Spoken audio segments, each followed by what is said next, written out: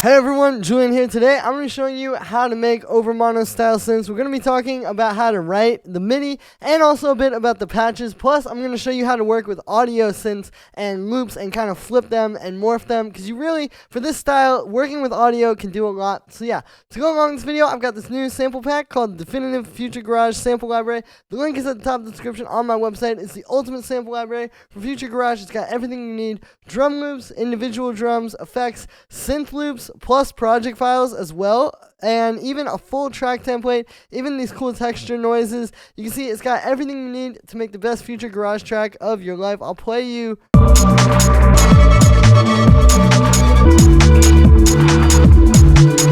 that's a demo track. As you can hear, really solid stuff. Every sound in here is going to help you get to the next level in your tracks. I really wouldn't miss out, guys. This is one of the best sample libraries on the market for the style. I wish this existed when I was studying this stuff. I've got a little discount code at the top of the description as well, so definitely go ahead and use that while it's still available, limited time only. Thanks for the support, everybody. Every little bit helps, and let's dive in.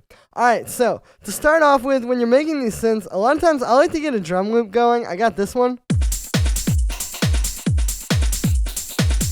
And I like to work with like drums and bass first. So I have this respace up here.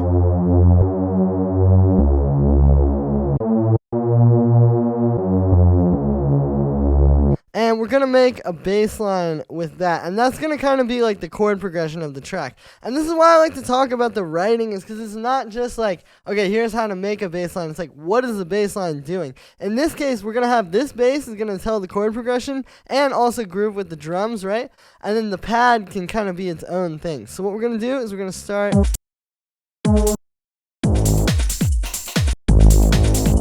Alright, let's do G sharp minor.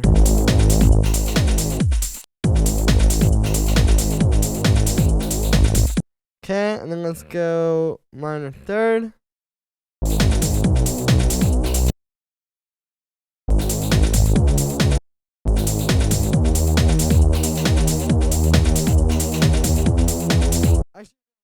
Actually, we're going to do root note, fifth, sixth, and then fourth. And then the fourth.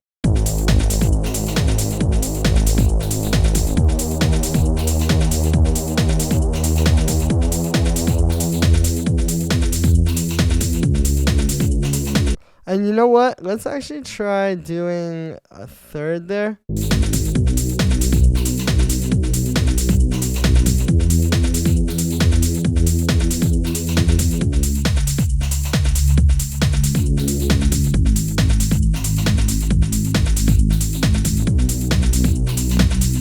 Great, and then we've got this nice, deep, watery bass patch. So it's actually a pretty simple res. I think it's really just how you work with it, right? It's like 2 detuned saw waves, you know, pretty simple stuff there. And then the low pass, it's about getting that right amount of resonance, so it's like really juicy.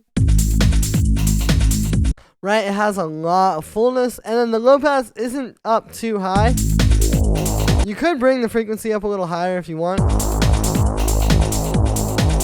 Amp envelope is just like a straight brick, and then we've got a bit of unison, and then some chorus. And then maybe like at the end here, you know, for a bit more crunch and a bit more like Future Garage, we could do some drum bus. I like to blend it always though.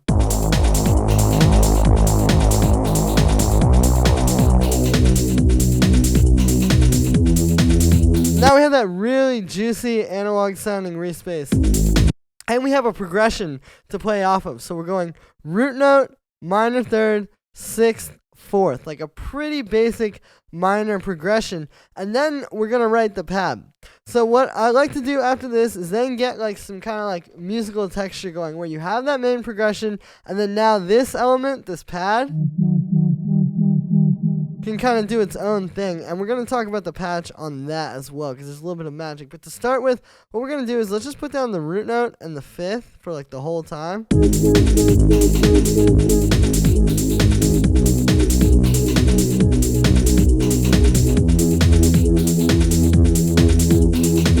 And see, we're kind of creating like a melody here. Like on a very basic level, what we're starting with is just fifth, and then up to the sixth, and then back down to the fifth. Here we can have this root. Maybe it'll go like.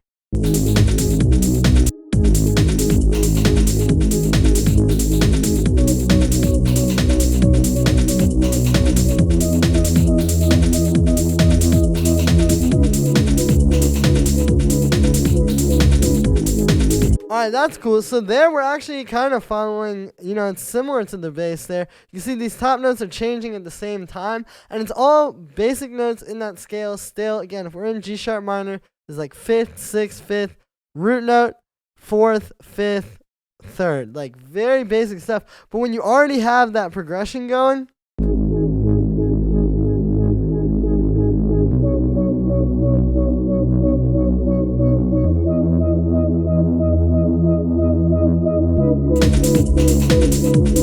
it can be very effective. So for this patch, what we're doing is it's actually some FM synthesis with operator. FM is really good with these kinds of sounds because you can create something that's not just going to be a basic saw wave and square wave, right?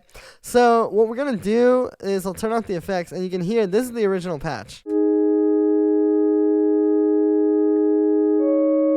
So it's like a very basic FM patch where you can see, it's really just some sine waves, ones an octave up, and then the first one has this envelope, so you kind of go like with the attack like into the note.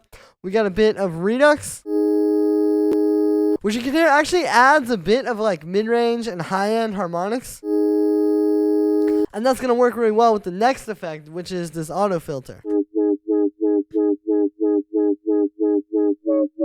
So what we're doing here is I've heard this actually in some Overmono tracks. Basically, it's like having a pad like this, and the progression and the MIDI are just like, basic long held out notes. And then you get a filter with an LFO like this. This one's 3/16, so it's like, like it's a cool rhythm.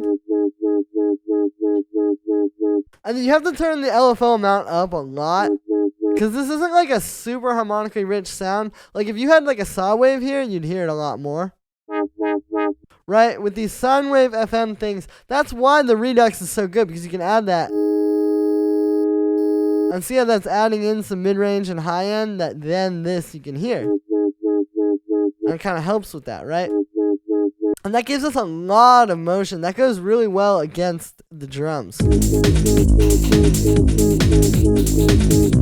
it really makes this all groove. If I turn that off. Right? And then we have last just a bit of reverb.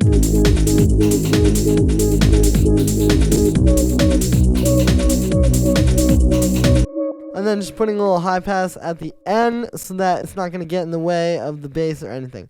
Alright, so now it's time to do one more thing, which is actually working with audio synths. And the reason why I think this is very important is because you need to kind of have like some texture in your tracks. And when you just work with MIDI and programmed drums, you don't always really get that. I think it's important to like take audio and just kind of mess it up and see what comes out of it.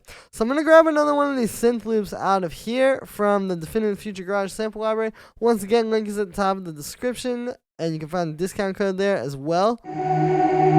So let's get like this pad. And then we're going to just make it crazy. What we're going to do, okay, so first let's get it in keys. So it's D sharp minor, so we need to go E, F, F sharp, G, G sharp. Okay, so now it's in key.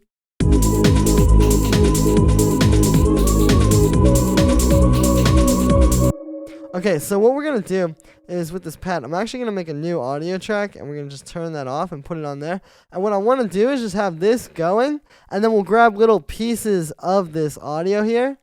And actually, let's try taking it up even higher, like an octave up, and put it on this beats mode so it's super, or maybe like texture.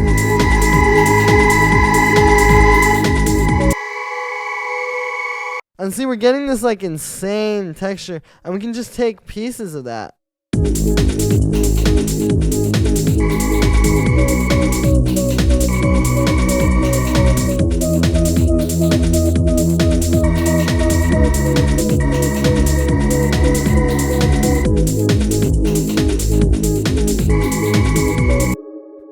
And maybe we could do more like a little bit more dynamic.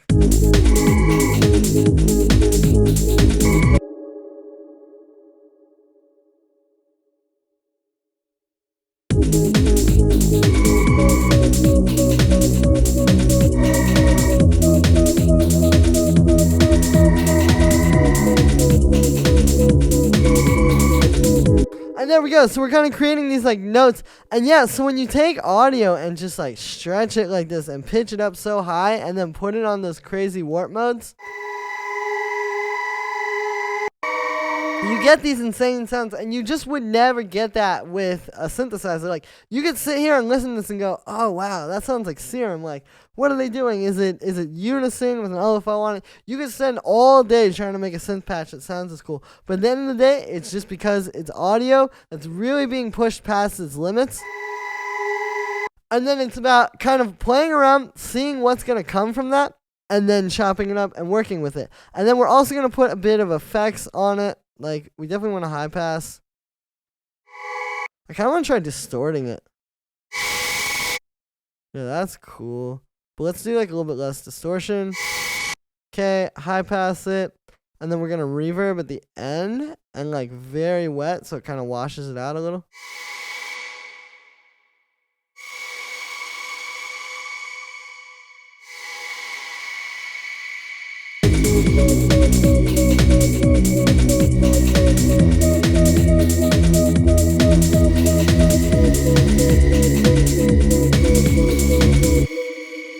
And there you go. You can see it creates a really cool synth.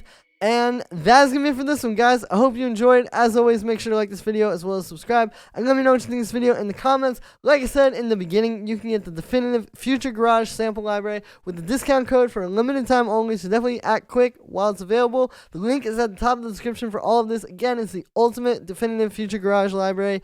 It really has everything you need. It's got synth loops and MIDI and project files, plus a full track project file template that you can work with, some drum loops, effects, individual drums, noises, even like some Foley percussion, right? Literally everything you need to make an awesome Future Garage track, and even a track template to help you out with the arrangement as well. Link is at the top of the description. Don't miss out, guys. It's one of the best sample libraries for this style on the market. I really created this with you guys in mind. It's all about just creating these amazing resources so we as a community can all make the best music of our lives. Thank you so much for supporting the mission, everybody, and I will see you tomorrow with another video.